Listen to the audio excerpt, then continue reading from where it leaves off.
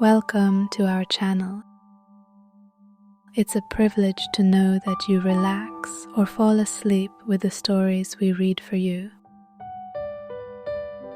We hope they bring you peace, comfort, and a deep sense of relaxation, along with pleasant dreams and gratitude. The stories are based on real-life moments, dreams, thoughts, or wishes of kind souls. If you enjoy our passion and our work, please don't forget to like, share, or leave a thoughtful comment. It means a lot to us. Enjoy today's story. Take a deep breath, relax your body, close your eyes if you wish, and count from 10 to 1. Immerse yourself in the story. Thank you for being here together. 10, 9, 8, 7, 6, 5, 4, 3, 2, 1.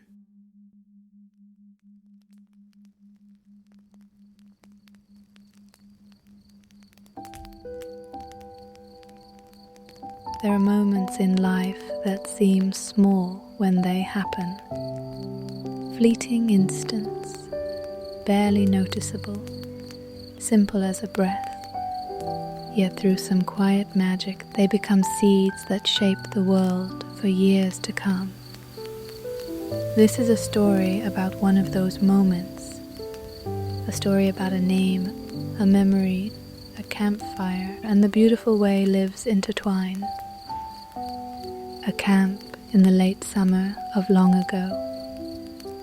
41 years ago, in the soft fading days of late summer, a group of gymnasium students and their teacher set off for a week in the mountains. They carried backpacks filled with notebooks, snacks, cheap flashlights, and the kind of energy only children know. That wonderful balance between curiosity and the magic of childhood. Their teacher was a young woman named Justina. She taught literature at the local middle school and was known for her kindness, her calm voice, and the way she believed every child had something brilliant inside them, even if they didn't know it yet. The camp sat beside a wide clearing bordered by tall pines. During the day, the children ran across open fields, played improvised games, and told each other stories about mountain spirits and hidden treasures. At night, they gathered around a campfire that crackled like a living thing, sending sparks upward into the star-spilled sky. It was at one of these campfires that everything began. The evening of the story. On the third night, as the fire warmed their faces and painted golden circles on the trees, Justina suggested something gentle and simple. "Let's have a reading tonight," she said. "Just a short story, something light before bed." The children agreed eagerly. Reading by firelight felt like a kind of ancient ritual, a quiet doorway to another world. Justina shuffled through a small pile of books she had brought along. Then she turned to a girl sitting on a log, her legs tucked neatly beneath her. "Anna," she said softly, "would you read this one for us?" Anna looked up with bright, modest eyes that always seemed to drink in more of the world than she let on. She was 10, but her presence had the steadiness of someone much older. She loved stories. Everyone knew that, but she never bragged about her talent. She simply said, "Yes, of course," took the book and opened it in the glow of the fire. A voice that painted pictures. When Anna began reading, the forest fell silent. Her voice carried an astonishing clarity. Not loud, not dramatic, but full of feeling and flow. She read as if the story lived inside her, as if every word had a shape, a color, a pulse. She didn't rush. She didn't hesitate. Her intonation rose and fell like soft waves on a quiet lake. As she read, the children around the fire were all eyes and ears. Even the rowdy ones who had spent the afternoon racing and shouting were still utterly absorbed. The flames flickered in her dark eyes as she spoke, making her seem both real and magical, a storyteller of ancient times. Images formed in the air, forests, glowing meadows, whispered secrets, and brave hearts. It was as though Anna wasn't just reading a story, she was painting it with her voice. The teacher, Justina, sat across the fire, watching her student with a mixture of admiration and wonder. There are moments, she thought, that become memories the instant they happen. This was one of them, the quiet understanding. When the story ended, the children remained silent for a few moments, imagining everything. And because they didn't want the moment to slip away too quickly, finally someone whispered, "That was beautiful." Someone else said, "She reads like the story belongs to her." Another child added, "It felt real." Anna blushed. She closed the book gently, like someone setting down something sacred. Justina smiled at her with genuine, heartfelt gratitude. "Thank you," she said. "You made the story come alive for all of us." She meant it more deeply than she could express. A new life waiting to begin. A few weeks after the camp ended, on an ordinary morning filled with sunlight and birdsong, Justina discovered she was pregnant. Her heart blossomed.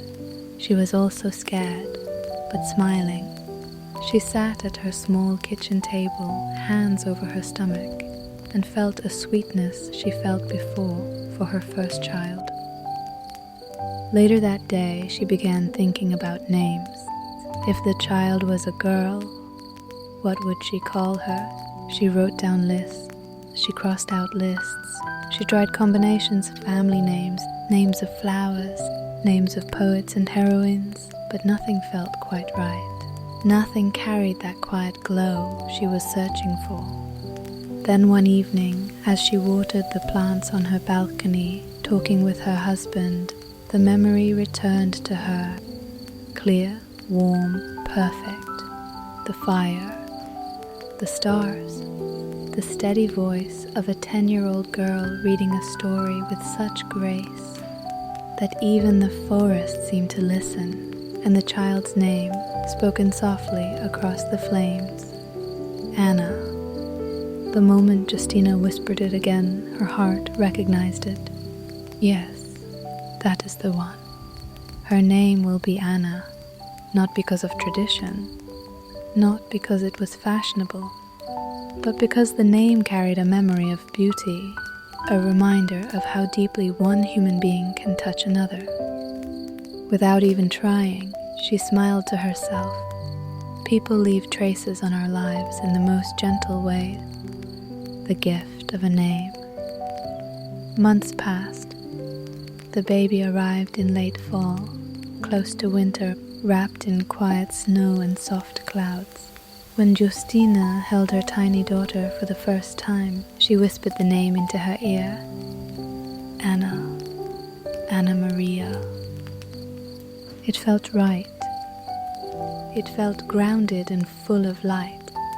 It felt connected to something larger than the moment, to memory, to inspiration, to the delicate threads that weave a life into being. Anna grew up surrounded by stories. Her mother read to her at bedtime, told her poems in the kitchen, and filled their home with books. But more importantly, she filled their home with gentleness, with attention, with the belief that even small joys and small meetings carry meaning. Anna learned to read early. She learned to listen even earlier, and soon she learned to create. Poems, stories that fluttered softly from her mind to the page, stories that carried all the tenderness she had inherited. The circle repeats. Years passed, decades in fact. Anna grew into a woman who loved words the way some people love music or others love painting. She wrote poems and stories. She read them aloud, mostly for her. Her voice had that same rare quality her mother remembered from the campfire long ago. A warmth that made listeners feel safe and seen and somehow understood. And every time she shared a story, something subtle and beautiful happened. Someone felt inspired. Someone felt comforted. Someone felt a spark of imagination awaken. Because that is how beauty travels.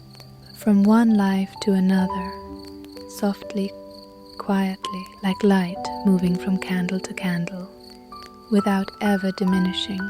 Tonight you are listening to one of her stories, and without knowing it, you are part of that same chain of connection, that same gentle circle that began decades ago by a campfire with a little girl named Anna, a gentle reflection. Life is full of brief encounters that seem ordinary, but they are not. A child reading a story, a teacher listening across a fire, a moment of inspiration so small it could have been missed, a name chosen with love, a new person born who carries forward a beautiful spark they never knew originated before they existed. This is how life moves, from soul to soul, through gestures, through memories, through the quiet influence we don't always realize we have.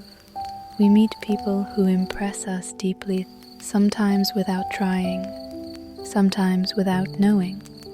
From those meetings, new stories begin, new lives unfold, new meaning emerges.